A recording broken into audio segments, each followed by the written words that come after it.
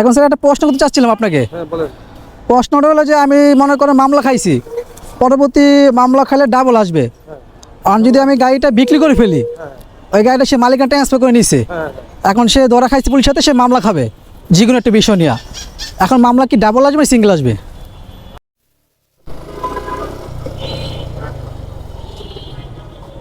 আসসালামু আলাইকুম। বড় ভাই কাগজটা একটু দেখি। আছে সব ঠিকঠাক? জি স্যার, ঠিকই আছে স্যার। লাইসেন্সটা দেখেন।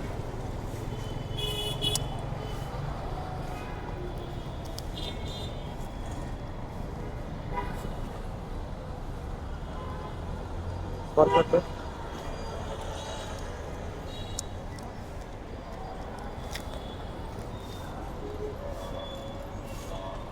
এটা হলো আপনার অ্যাডললেস, এটা হলো আপনার আমার আগের লাইসেন্স। একনোলেজ না? হ্যাঁ হ্যাঁ, এটা আমার ম্যাচ শেষ। এখন স্যার একটা প্রশ্ন করতে চাচ্ছিলাম আপনাকে। হ্যাঁ বলেন। প্রশ্নটা হলো যে আমি মনে করেন মামলা খাইছি, পরবর্তী মামলা খাইলে ডাবল আসবে। আর যদি আমি গাড়িটা বিক্রি করে ফেলি, ওই গাড়িটা সে মালিকানা ট্রান্সফার করে নিছে, এখন সে ধরা খাইছে পুলিশের সাথে, সে মামলা খাবে যে কোনো একটা বিষয় নিয়ে। এখন মামলা কি ডাবল আসবে সিঙ্গেল আসবে? আমি বলি আপনারে, আমাদের যে মামলার মেশিনের যে ডাটা বেজে হ্যাঁ, হ্যাঁ। সময় গাড়ির রেজিস্ট্রেশন নাম্বারের উপরে ভিত্তি করে ডাটা এন্ট্রি থাকে। জি।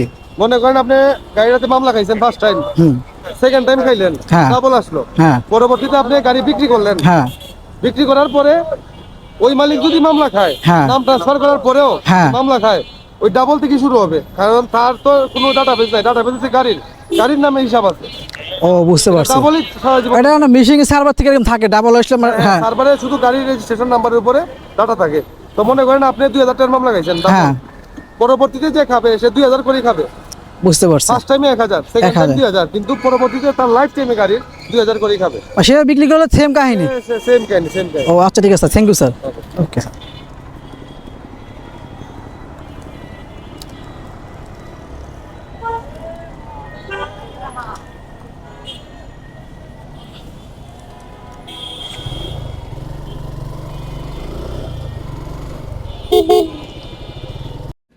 তার মানে ফার্স্ট মালিক যে কোনো একটা বিষয় নিয়ে সার্জন ধরেছে বা মামলা খাইছে 2000 টাকা, ধরে নিলাম হেলমেটের মামলা। সে মামলা ভাঙে, সে তার মতো চলতেছে। কোনো একদিন টাকার কারণে সে গাড়িটা বিক্রি করে ফেলছে। এখন যে কিনেছে সে সেকেন্ড মালিক, এখন তার নামে গাড়িটা আছে। এখন সেও হেলমেট পরে নেয়, সার্জন তাকে ধরেছে, এখন তাকে মামলা দেবে। সার্জন যে মিশিংয়ে আছে মিটারটা, তাকে এখন ডাটা শো করবে ডাবল। এখন তাকে মামলা দিতে হবে 4000 টাকা, তাকেও 4000 টাকা মামলা দিয়েছে। এখন সেও মামলা ভাঙে, তার মতো চলতেছে। কোনো একদিন সেও গাড়িটা বিক্রি করে ফেলছে।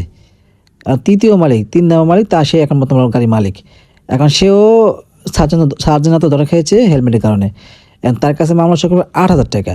মালিক যত চেঞ্জ হোক সমস্যা নেই, কিন্তু মামলা ডাবল আসতে থাকবে। এরকম হলে তার জন্য গাড়ি কেনার সময় ডাটাটা চেক করে নেবেন। ভালো থাকবেন, সুস্থ থাকবেন।